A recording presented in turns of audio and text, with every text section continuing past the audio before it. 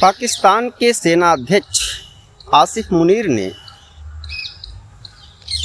पूरे विश्व में एक बार फिर परमाणु बमों की बात की है, परमाणु बम की विभीषिका की बात की है, जिसका प्रयोग पहली बार दुनिया ने 1945 में देखा था, जब जापान के हिरोशिमा और नागासाकी पर 6 और 9 अगस्त को अमेरिका ने अपने पहले बनाए गए बमों का प्रयोग जापान पर किया और पलक झपकते ही लाखों लोग मर गए।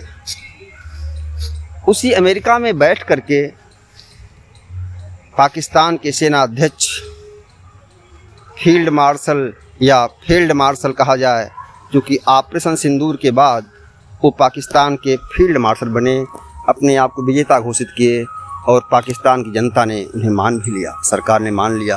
जो युद्ध हारा हुआ हो उसे फील्ड मार्शल बना दिया। खैर, उनकी राजनीति है। बात मैं परमाणु बम की विभीषिका के बारे में कर रहा हूँ। उस परमाणु बमों के बाद, प्रयोग के बाद, जो 1945 में अगस्त महीने में, इसी महीने में हुए थे, अमेरिका ने किया था, उसके बाद से तमाम शांति की बात होने लगी। और कुछ दिनों बाद जब परमाणु हथियारों का जखीरा दुनिया के 5-6 अरब देशों ने बना लिया, तो निशस्त्रीकरण की बात होने लगी।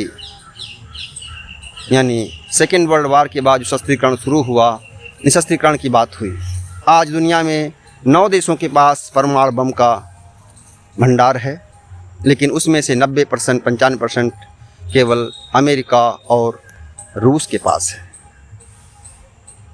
इन दोनों की प्रतिद्वंदिता में जो पहले सोवियत संघ था, रूस, दुनिया में हथियारों की होड़ शुरू हुई और नाटो और वार्सा गठन हुआ, एक दूसरे के साथ बढ़ते रहे। 1991 के बाद जब सोवियत संघ टूट गया और उसका प्रतिनिधि रूस बना, चाहे सुरक्षा परिषद में उसको स्थान मिला, और पूरे सोवियत संघ से परमाणु बमों का जो हथियारों का जो जखीरा था, चाहे यूक्रेन हो, बेलारूस रहा हो, अन्य सोवियत संघ के क्षेत्र रहे हों, उनसे सबको उठा करके रूस को दे दिया गया। और वर्तमान में यूक्रेन रूस का युद्ध चल रहा है 2022 से ही। तब से कई बार परमाणु हमले की धमकी की बात आ चुकी है। मेदवेदेव रहे हों या पुतिन रहे हों, सब ने धमकियां दी हैं।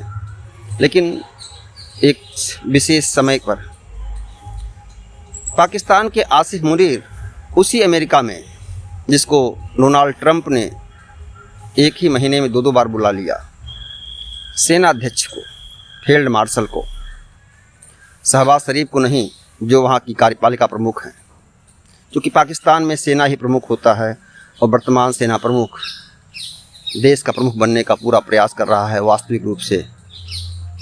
इसी कड़ी में बात मैं कर रहा हूँ कि जो आसिफ मुनीर ने अमेरिका में कहा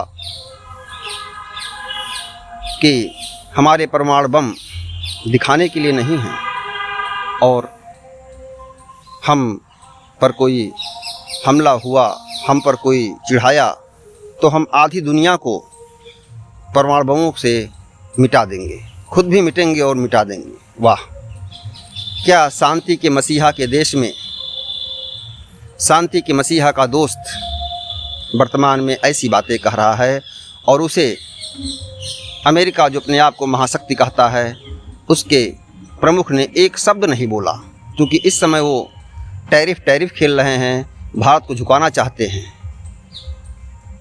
और उसी आसिफ मुनीर ने कहा कि भारत एक मर्सिडीज है और पाकिस्तान पत्थरों से भरा हुआ, कबाड़ों से भरा हुआ ट्रक है। जो मर्सिडीज पर गिर जाएगा तो मर्सिडीज टूट जाएगी, बिखर जाएगी।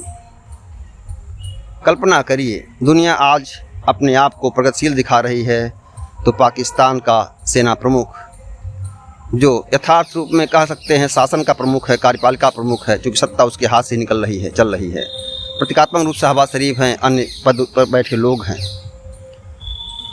उसने अपने देश को ही कबाड़ कह दिया, पत्थरों से भरा हुआ ट्रक कह दिया, यानी उस देश में कुछ है ही नहीं। तो पाकिस्तान की जनता या तो बेवकूफ़ है या तो महामूर्ख है जो अपने ऐसे सेनाध्यक्ष को स्वीकार कर रही है जो पाकिस्तान की जो भी प्रगति है वो कबाड़खाना तो नहीं है, लेकिन पूरी पाकिस्तान की आर्थिक व्यवस्था, शासन व्यवस्था और जनता की सोच को आसिफ मुनीर ने भारत को नीचा दिखाने के लिए, पूरी दुनिया को धमकाने के लिए कबाड़खाना कह दिया। ऐसे देश का सेनाध्यक्ष 2 कौड़ी का हो सकता है, वो देश का तो नहीं हो सकता। लेकिन ईर्ष्या, द्वेष, मत्सर क्या नहीं करवा लेती है। ईर्ष्या तू न गई मेरे मन से, मतलब शब्द अशब्द हो जाएं, तर्क कुतर्क हो जाएं, ऐसा ही कुछ प्रयास आसिफ मुनीर ने किया। तो ऐसे सेनाध्यक्ष को पाकिस्तान जनता कैसे बर्दाश्त कर रही है, और अमेरिका जो दुनिया की महाशक्ति बनता है, दुनिया के अगुवा बनता है, उसने इस परमाणु धमकी को स्वीकार कैसे कर लिया। अब तक उसके विरोध में एक भी बयान नहीं आया, बल्कि वह उनके साथ डिनर कर रहा है। तो हे दुनिया के शांति मसीहा लोग, ऐसे लोगों को जब आप पालेंगे और क्या कहा जाए, आप उसे गलवहियाँ कर रहे हो कि जिस पर्ल हार्बर पर हमला करने के दबाव में, विरोध में आपने जापान के 2 शहरों को मिटा दिया था, वो भी जब द्वितीय विश्व समाप्ति पर था, अपने बदला लेने के लिए, उसी पाकिस्तान को जिसने अमेरिकी नागरिकों को मरवाने वाले को अपने घर में कैद रखा, एबटाबाद में कैद रखा, उस पाकिस्तान को आप अभयदान दे रहे हैं। परमाणु बम की बात कर रहा है तो आप उसे कुछ नहीं बोल रहे हैं। आतंकवादियों को पालने वाला जो 9/11 का हमलावर का पनाहगार है, उस पाकिस्तान को आप, जिसने ओसामा बिन लादेन को अपने एबटाबाद में रखे रहा 10 साल तक, छुपाए रखा, आप उसे स्वीकार करते हो। यानी आप लोकतंत्रवादी नहीं हो, शांतिवादी नहीं हो, आप अपने स्वार्थों के हितु हो। यही है अमेरिका, यही है पश्चिम। इसलिए भारत को डरने की आवश्यकता नहीं है। भारत अपने कार्यों को करते रहे और वर्तमान नेतृत्व इस कार्य को करने में सक्षम है।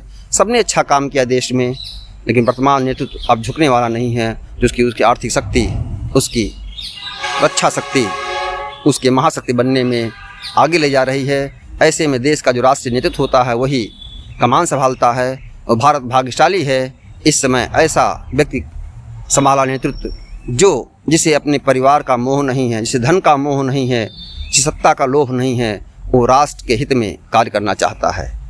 लेकिन आसिफ मुनीर को अमेरिका क्या कहेगा, जिसने परमाणु धमकी दी है पूरी दुनिया को भारत की ईर्ष्या में, और ट्रंप भी टैरिफ की डाह में कुछ नहीं बोल रहे हैं। नमस्कार साथियों, मीडिया गुरु को लाइक, सब्सक्राइब और शेयर करें।